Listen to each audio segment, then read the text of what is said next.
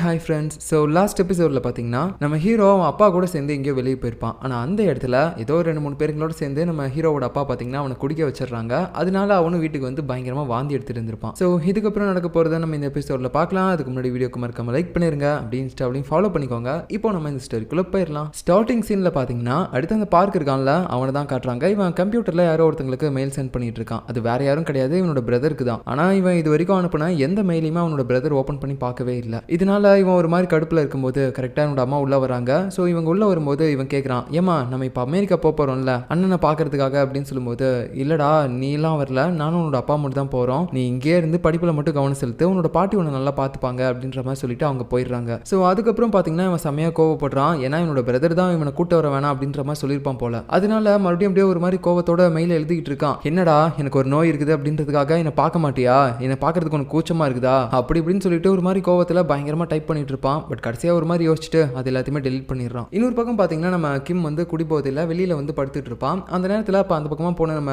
J இருக்கான்ல அவனும் பார்த்துட்டு, ஏண்டா என்னடா நீ இப்படி போதையில் இருக்க, என்னாச்சு அப்படின்ற மாதிரி கேட்டுட்டு இருக்கும்போது அவன் எதுவுமே பேசாமல் தள்ளாடி விழுவான். இதை பார்த்துட்டு நம்ம கிம்மை போயிட்டு அவன் தான் சேஃபாக பிடிப்பான். இப்போ கட் பண்ண அடுத்த நாள் காலையில் நம்ம ஜங் இருக்கான்ல அவன் மறுபடியும் அவனோட யூடியூப் வீடியோஸில் வந்து கமெண்ட்ஸ் எல்லாம் எடுத்து படிச்சுட்டு இருக்கான். அப்படி படிக்கும்போது மறுபடியும் பார்த்தீங்கன்னா அந்த பார்க்கை பற்றி தப்பாக வந்துட்டு இருக்கு நிறைய விஷயங்கள். இந்த மாதிரி அவன் ஒரு சைக்கோ, அவன் கூடலாம் யாருமே பழகாதீங்க அப்படி இப்படின்னு சொல்லிட்டு யாரோ எழுதியிருக்காங்க. இதை பார்த்துட்டு இவன் மறுபடியும் பார்த்தீங்கன்னா அந்த வீடியோவை டெலிட் பண்ணிடுறான். அதுக்கப்புறம் எல்லாருமே ஒன்றா அந்த ஸ்டோர் ரூமுக்கு வந்து மீட் பண்ணுவாங்கல்ல. அப்போ அந்த இடத்துல நம்ம ஜே வந்து எல்லாத்தையுமே சொல்லிட்டு இருக்கான், இந்த கிம் பைத்தியக்காரனுக்கு நேற்று நைட்டு என்னாச்சுன்னே தெரியலடா, செமையா குடிச்சிட்டு அப்படியே ஒரு மாதிரி மட்டையா இருந்தான் அப்படின்ற மாதிரி சொல்லிட்டு இருப்பான். அந்த நேரத்தில் அந்த ஜங்கு கிட்ட வந்து நம்ம பார்க்க கேட்குறான், டே என்னடா உன்னோட யூடியூப் சேனலில் போட்டிருந்த வீடியோஸ் எல்லாமே ஒன்னொன்னா டெலிட் ஆகிட்டு இருக்கு அப்படின்னு சொல்லும்போது, ஓ அதுவாடா, அது என்னன்னு தெரியல, திடீர்னு என்னோட கம்ப்யூட்டர்லாம் ஒரு மாதிரி ஹேங் ஆயிடுச்சு, அதனால எல்லாமே ஆட்டோமேட்டிக்காக டெலிட் ஆயிடுச்சு அப்படின்ற மாதிரி சொல்லும்போது, அப்படியா சரி என்னன்னு பார்த்துக்கோ, உனக்கு வேறு ஏதாவது வீடியோ என்ன கூட கேளு, நான் ஷூட் பண்ணுறேன் அப்படின்ற மாதிரி சொல்லிட்டு இருக்கும்போது, சரி ஓகேடா, ஆனால் இன்னைக்கு நான் வந்து வீட்டுக்கு போகும்போது உன் கூட வர முடியாது, எனக்கு ஒரு ஒர்க் இருக்கு அப்படின்ற மாதிரி சொல்லிட்டு இவன் ஸ்கூல் முடிஞ்சதுக்கப்புறம் இவனுக்கு தெரிஞ்ச ஒரு ஃப்ரெண்டை போய் மீட் பண்ணுறான். அவன் கிட்ட பார்த்தீங்கன்னா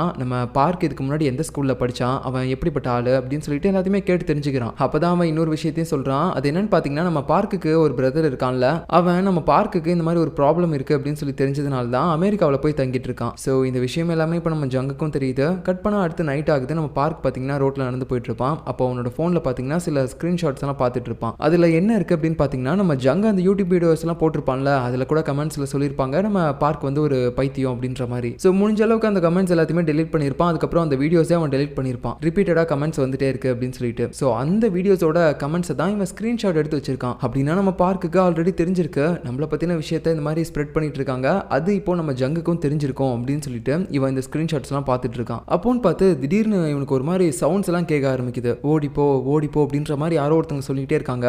பட் அந்த இடத்துல பார்த்தீங்கன்னா யாருமே இல்லை. ஸோ அதை வச்சு பார்த்தா இது இவனோட இமேஜினேஷனில் கேட்குற ஒரு வாய்ஸ். உடனே ஒரு மாதிரி பயந்துகிட்டு அப்படியே காதெல்லாம் போட்டு சொரிஞ்சிட்டு இருக்கான். அப்படியே ஒரு மாதிரி பைத்தியம் பிடிச்ச மாதிரி பண்ணுறான். ஸோ இதுதான் இவனுக்குள்ள இருக்கக்கூடிய அந்த சிம்டம்ஸ் போல.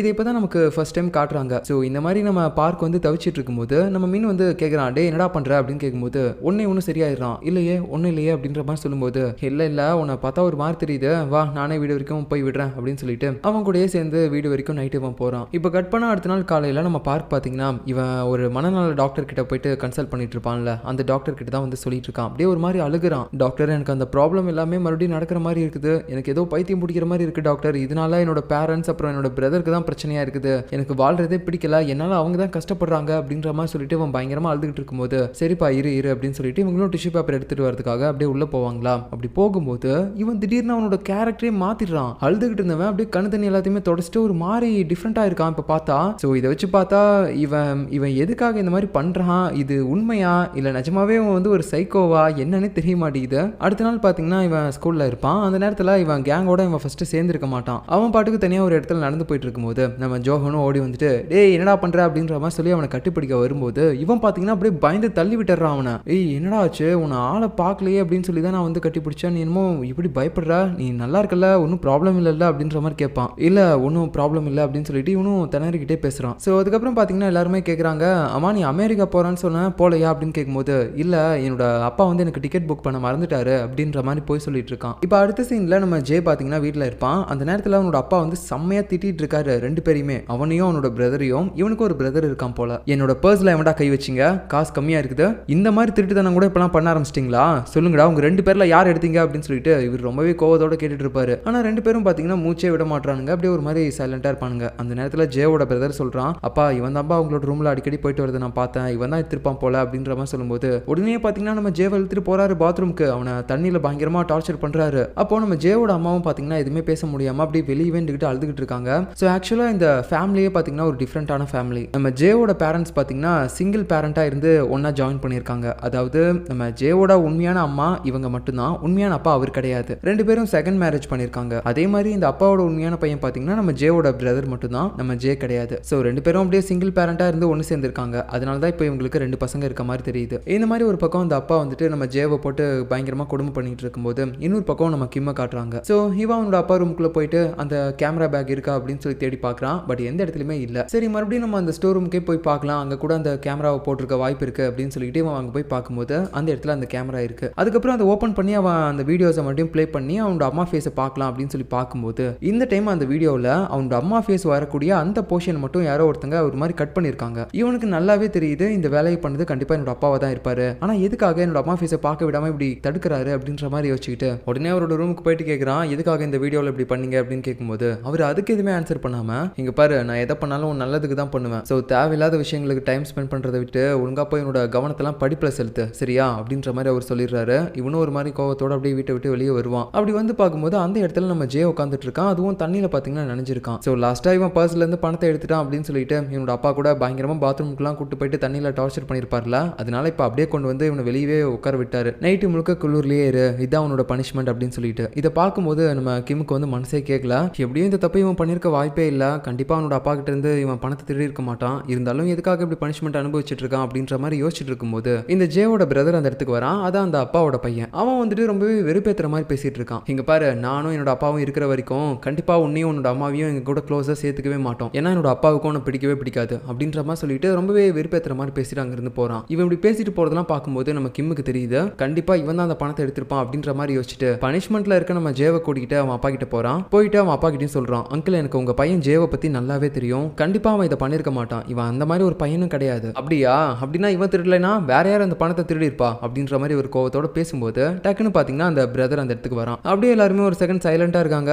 இவன் வேற கொஞ்சம் திருட்டுத்தனமா முழிக்கும் போது இவன் தான் எடுத்திருப்பான் போல அப்படின்ற மாதிரி வச்சுட்டு அந்த அப்பா பாத்தீங்கன்னா அவனை கூட்டிட்டு போயிட்டு பாத்ரூம்ல நம்ம ஜேவுக்கு கொடுத்து அதே பனிஷ்மெண்ட்டா கொடுத்துட்டு இருக்காரு. ஸோ அதுக்கப்புறம் பாத்தீங்கன்னா இந்த அபார்ட்மெண்ட்டோட டாப்லயே நம்ம கிம் உட்காந்துக்கிட்டு அந்த கேமரால இருக்கக்கூடிய வீடியோஸை மறுபடியும் ப்ளே பண்ணி பார்த்துட்டே இருக்கான். அவனோட அம்மா ஃபேஸ் அந்த வீடியோவில் தெரியுமா அப்படின்னு சொல்லிட்டு அப்படி அவன் பார்த்துட்டு இருக்கும்போது நம்ம ஜேவோட பிரதர் பாத்தீங்கன்னா ஜேவா அந்த இடத்துக்கு கூட்டு வந்துட்டு ஒரு மாதிரி பயங்கரமா திட்டிட்டு இருக்கான். மறுபடியும் டேய் உனக்கு எவ்வளவு தைரியம் இருந்தா உன் ஃப்ரெண்டை கூட்டிட்டு வந்துட்டு என்ன இந்த மாதிரி மாட்டி விடுவா, உனக்கு நல்லா தெரியும்ல நான் திருடல அப்படின்னு சொல்லிட்டு தெரிஞ்சும் எதுக்காக அமைதியா இருந்த எதுவுமே பேசாம, எனக்கு நல்லா தெரியும் நீ தான் அதை திருடுன, ஆனா எல்லாம் தெரிஞ்சுக்கிட்டோம் என்னை மாட்டி விடுறதுக்காக சைலண்டா இருந்தா பாத்தியா, மவனே நான் சத்தியமா உன்னை சும்மா விட மாட்டேன்டா, முடிஞ்ச அளவுக்கு சீக்கிரமா உன்னையும் உன்னோட அம்மாவையும் இங்கிருந்து துரத்துறோம் பாரு அப்படின்ற மாதிரி சொல்லிட்டு அவன் பாட்டுக்கு போயிடுறான். அதுக்கப்புறம் பாத்தீங்கன்னா இவன் ஒரு மாதிரி ஸ்மைல் பண்ணிட்டு இருப்பான். அதை எல்லாத்தையுமே அங்க இருந்து பார்த்துட்டு இருக்க நம்ம கிம்முக்கு பாத்தீங்கன்னா செமையா ஷாக் ஆயிடுச்சு. ஏன்னா இவன் தான் ஆக்சுவலாவே அந்த பணத்தை திருடி இருக்கான் போல அவன் அப்பாவோட பர்ஸ்ல இருந்து. டேய் நீடா அதை பண்ண, ஏன்டா அதை பண்ண அப்படின்ற மாதிரி அவன் கேட்டுட்டு இருக்கும்போது இந்த ஜே பைத்தியக்காரன் என்னன்னா தற்கொலை பண்ணிக்கிற மாதிரி அப்படியே மேல எல்லாம் போய் நின்றுட்டு இருக்கான் மாடிக்கு மேல. டேய் என்னடா பண்ற, கீழே இறங்கு,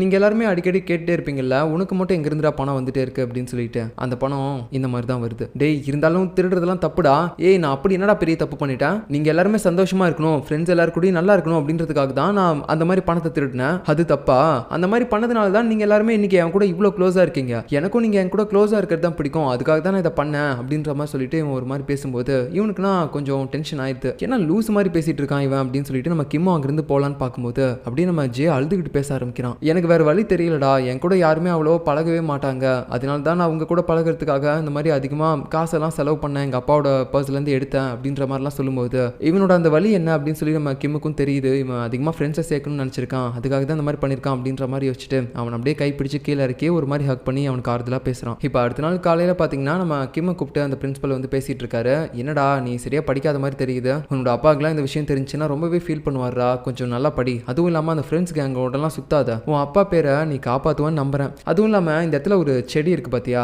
இந்த செடியை நீ கொஞ்சம் நல்லா பாத்துக்கணும், நீ கொஞ்சம் அடிக்கடி தண்ணி எல்லாம் அதுக்கு ஸ்ப்ரே பண்ணி விட்டு அதோட இலையெல்லாம் தொடச்சு விட்டு அதை நல்லா பாத்துக்க சரியா. நான் எதுக்காக பாத்துக்கணும் அப்படின்னு கேட்கும்போது ஒன்றும் இல்லை, இந்த செடி எல்லாமே எனக்கு ஒரு குழந்தைங்க மாதிரி, அதுக்காக தான் நீ எனக்கு பதிலாக நீ அதை நல்லா டேக் கேர் பண்ணிக்கணும் அப்படின்ற மாதிரி சொல்றாரு. இப்போ கட் பண்ண அடுத்த நாள் காலையில பாத்தீங்கன்னா நம்ம ஆளுங்க எல்லாருமே ஒரு விஷயத்தை பத்தி பேசிட்டு இருக்காங்க. அது என்னன்னா, நம்ம பார்க் இருக்கான்லடா அவனை பத்தி ஒரு தப்பான நியூஸ் இந்த ஸ்கூல்ல ஸ்ப்ரெட் ஆயிட்டு இருக்கு, அப்படியா என்ன அப்படின்னு கேட்கும்போது ஒன்றும் இல்லை, அவன் ஏதோ ஒரு சைக்கோ பைத்தியம் அப்படின்ற மாதிரிலாம் பேசுறாங்க, எனக்கு என்னன்னு தெரியல, ஆனா நான் அதை பெருசா எடுத்துக்காம காலையில அவங்க கிட்ட பேச தான் போனேன், பட் இருந்தாலும் அவன் என்ன இக்னோர் பண்ணிட்டான் அப்படின்ற மாதிரிலாம் நம்ம ஜோஹன் சொல்லும்போது இதை கேட்டுட்டு நம்ம ஜங் இருக்கான்ல, அவன் ஒரு மாதிரி ஷாக் ஆயிட்டான். ஏன்னா ஃபர்ஸ்ட் இந்த விஷயம் அவனுக்கு மட்டும் தான் தெரியும். ஸோ அப்படி இருக்கும்போது இப்போ எப்படிடா எல்லாருக்குமே தெரிஞ்சிச்சு அப்படின்ற மாதிரி தான் கொஞ்சம் யோசிச்சுட்டு ஸ்கூல் முடிஞ்சதுக்கு அப்புறம் டேரக்டா நம்ம பார்க்கு கிட்டே போய் கேட்கறான், டேய் உனக்கு என்னடா ஆச்சு, ஏன்டா எல்லாருமே இக்னோர் பண்ணிட்டு இருக்க அப்படின்ற மாதிரி கேட்கும்போது, டேய் ரொம்ப நல்ல மாதிரி நடிக்காத, என்னை பத்தின விஷயம் எல்லாத்தையுமே நீ தானே இந்த ஸ்கூல்ல ஸ்ப்ரெட் பண்ண, டேய் என்ன சொல்ற எனக்கு ஒன்றும் புரியல, டேய் ரொம்ப பண்ணாத, உனக்கு அந்த விஷயம் எல்லாமே தெரியும், உன்னோட யூடியூப் வீடியோஸ்ல அந்த கமெண்ட்ஸ்ல அதெல்லாம் போட்டுருந்துச்சு நான் பார்த்தேன், அப்படின்னா உனக்கும் அந்த விஷயம்லாம் தெரியும்ல,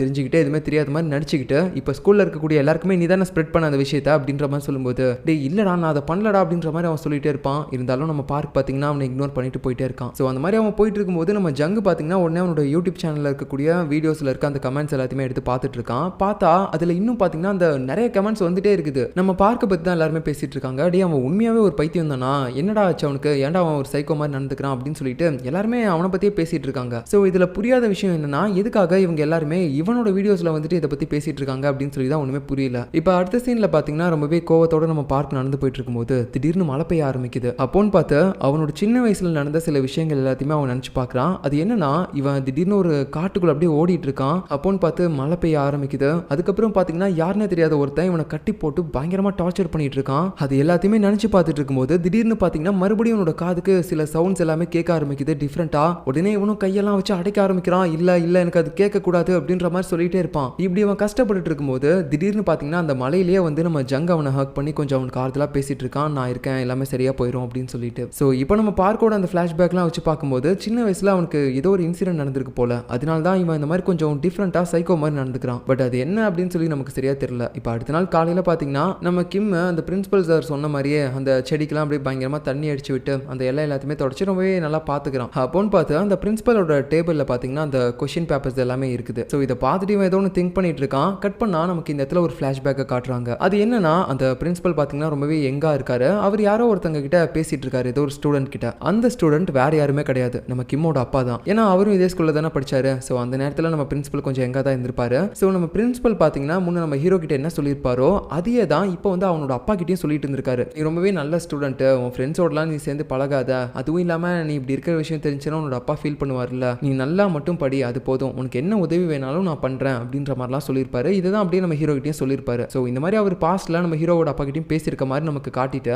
மறுபடியும் நமக்கு அடுத்த இன்னொரு ஃபிளாஷ்பேக் காட்டுறாங்க. அதான் அடிக்கடி நம்ம பார்த்துருப்போம்ல, ஒரு வீடு திடீர்னு வெடிச்சு செதற ஆரம்பிக்கும். ஸோ அந்த ஃபிளாஷ்பேக் தான் மறுபடியும் நமக்கு காட்டுறாங்க. இப்போ இன்னொரு பாயிண்ட் ஆஃப் வியூல இருந்து காட்டுறாங்க. இந்த டைம் பார்த்தீங்கன்னா நம்ம ஜோஹன் இருக்கான்ல, அவன் வந்துட்டு ஒரு இடத்துல நின்றுட்டு இருப்பான். அப்போன்னு பார்த்து அவனுக்கு யாரோ ஒருத்தங்க கால் பண்றாங்க. அவங்க கிட்ட வந்து இவன் சொல்லிட்டு இருக்கான், என்னால் இதை பண்ண முடியுமான்னு தெரியல, ஆனா நான் இதை மட்டும் பண்ணா போதும்ல அப்படின்னு சொல்லிட்டு அவன் காலை கட் பண்றான். அதுக்கப்புறம் பார்த்தீங்கன்னா அவனோட மொபைல்ல யாரோ ஒருத்தங்களோட போட்டோவை பார்க்குறான். ஸோ அவன் வேற யாருமே கிடையாது, அது நம்ம மின்னோட போட்டோ. அதுக்கப்புறம் பார்த்தீங்கன்னா நம்ம மின்ன ஒரு இடத்துல நடந்து வந்துட்டு இருப்பான். உடனே அவனோட வழியில போயிட்டு நம்ம ஜோஹன் நிற்கிறான். அது மட்டும் இல்லாமல் அவனை வேற பக்கம் நகரவும் விடாம இவன் பிளாக் பண்ணிட்டே இருக்கான். உடனே நம்ம மின்னும் கோவப்பட்டு அப்படியே இவனை பார்த்துட்டு இருக்கான். ஸோ இது ஃபிளாஷ்பேக் அப்படின்றதுனால இவங்க ரெண்டு பேருக்குமே ஒருத்தங்க யாருன்னே தெரிஞ்சிருக்காது. அதுக்கப்புறம் தான் இவங்க ஃப்ரெண்ட்ஸ் ஆயிருப்பாங்க. ஸோ இந்த மாதிரி பிளாக் பண்ணிட்டு இருக்கிறத பார்த்துட்டு மின்னும் கேட்குறான், அவனுக்கு என்ன வேணும் அப்படின்னு கேட்கும்போது, ஒன்றும் இல்லை டைம் என்ன அப்படின்னு கேட்கும்போது டைமையும் சொல்கிறான். அதுக்கப்புறம் எங்கே போகிற அப்படின்ற மாதிரிலாம் கேட்டுட்டு கொஞ்ச நேரத்துக்கு அவங்ககிட்ட பேச்சு கொடுத்துட்டே இருக்கான். அதுக்கப்புறம் பார்த்தீங்கன்னா திடீர்னு ஜோஹன் அங்கிருந்து ஓட ஆரம்பிக்கிறான். என்னடா இவன் லூஸா இருப்பான் போல அப்படின்ற மாதிரி மின்னும் யோசிச்சுட்டு இருக்கும்போது இப்படி ஜோஹன் ஓடிட்டு இருப்பான் பாருங்க, திடீர்னு அந்த வீடியோ வெடிக்க ஆரம்பிச்சிடும். ஸோ இதை நம்ம ஜோஹனும் அப்படியே ஒரு மாதிரி ஷாக்கிங்கோட பார்த்துட்டு இருக்கா. இப்போ அப்படியே கட் பண்ணா மறுபடியும் கதை பார்த்தீங்கன்னா ப்ரெசென்ட்டுக்கு வருது. இப்போ அடுத்த நாள் ஸ்கூலில் நம்ம பார்க்கும் ஜங்கும் மீட் பண்ணிக்கிறாங்க.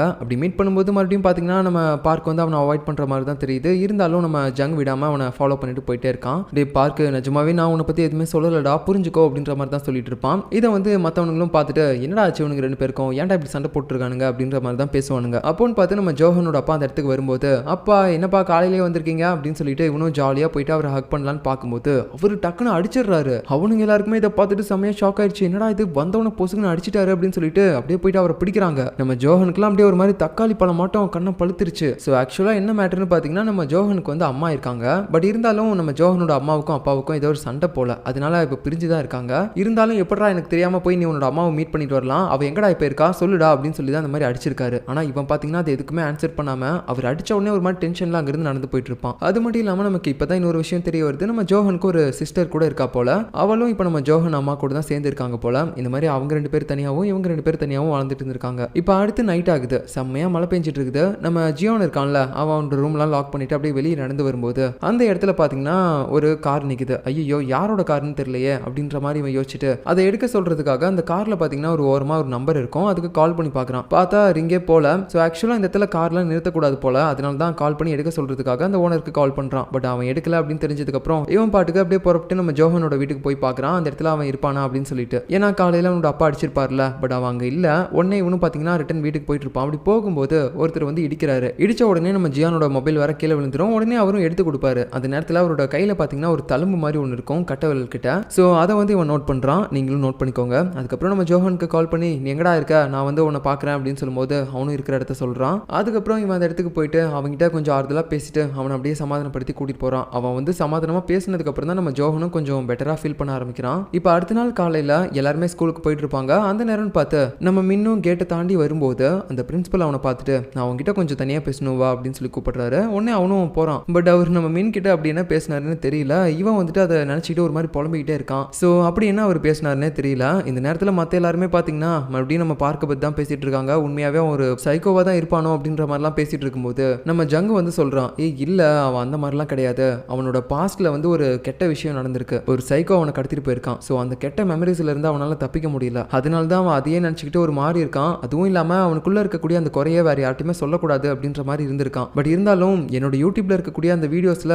கமெண்ட்ஸ்ல வந்துட்டு இது எல்லாத்தையுமே சொல்லிட்டாங்க. அதனால தான் இப்போ இந்த விஷயம் எல்லாருக்குமே தெரிஞ்சிருச்சு. ஸோ இதனால விஷயம் இன்னும் கொஞ்சம் மோசமாகி நம்ம பார்க் வந்துட்டு இன்னும் ஒரு மாதிரி ஃபீல் பண்ண ஆரம்பிக்கிறான், ரொம்பவே ஒஸ்டா ஃபீல் பண்றான் அப்படின்ற மாதிரிலாம் சொல்லி பேசிட்டு இருக்கும்போது இந்த இடத்துல பாத்தீங்கன்னா நம்ம கிம் ஒரு ஃபிளாஷ்பேக் நினைச்சு பார்க்கறான். அது என்னன்னா அன்னைக்கு அவன் அந்த செடியை கிளீன் பண்ணிட்டு இருந்திருப்பான்ல, அப்போன்னு பார்த்து அந்த பிரின்சிபலோட டேபிள்லயே அந்த கொஸ்டின் பேப்பர்ஸ் எல்லாமே இருந்திருக்கும். ஆக்சுவலா அந்த கொஸ்டின் பேப்பரை வேணும்னே தான் அந்த பிரின்சிபல் அந்த இடத்துல வச்சிருக்காரு. இவன் இந்த செடியை கிளீன் பண்ண வரும்போது அந்த கொஸ்டின் பேப்பரை எடுத்துட்டு போட்டோம் அப்படின்னு சொல்லிட்டு. ஏன்னா ஈஸியா கொஸ்டின் பேப்பர்ல இருக்கக்கூடிய கொஸ்டின்ஸ் எல்லாத்தையுமே இவன் படிச்சுட்டானா அந்த எக்ஸாம்ல ஈஸியா நல்லா மார்க் ஸ்கோர் பண்ண முடியும்ல, அதுக்காக தான் அவர் பிளான் பண்ணி அங்க வச்சிருக்காரு. பட் அவர் உள்ள வந்து பார்க்கும்போது நம்ம கிம் எந்த கொஸ்டின் பேப்பரும் எடுக்காம இருக்கிறத பார்த்துட்டு சரி ஓகேடா கிம் நீ நல்லா கிளீன் பண்ணு, நான் வெளியே இருக்கேன் அப்படின்னு சொல்லிட்டு அவர் போறாரு. எதுக்காகனா அப்பயாவது அவன் அந்த கொஸ்டின் பேப்பரை எடுப்பானா அப்படின்னு சொல்லி பார்க்கறதுக்கு. பட் இவரோட இந்த பிளானை புரிஞ்சுக்கிட்டு நம்ம ஹீரோ பாத்தீங்கன்னா நான் செடியை கிளீன் பண்ணி முடிச்சிட்டேன், இப்போ நான் கிளம்புறேன் அப்படின்னு சொல்லிட்டு அங்கிருந்து போயிடுறான் ஃபர்ஸ்ட். ஏன்னா நம்ம ஹீரோவுக்கு இந்த மாதிரி குறுக்கு வழியெல்லாம் பிடிக்காது. ஸோ இந்த மாதிரி கிம் அங்கிருந்து போனதுக்கு அப்புறம் பிரின்சிபல் பாத்தீங்கன்னா நம்ம கிம்மோட அப்பாவுக்கு கால் பண்ணி நம்ம இன்னைக்கு நைட்டு ஒரு மீட்டிங் போடலாமா, கிம்மை பத்தி கொஞ்சம் பேசணும், அவனையும் கூட்டுவாங்க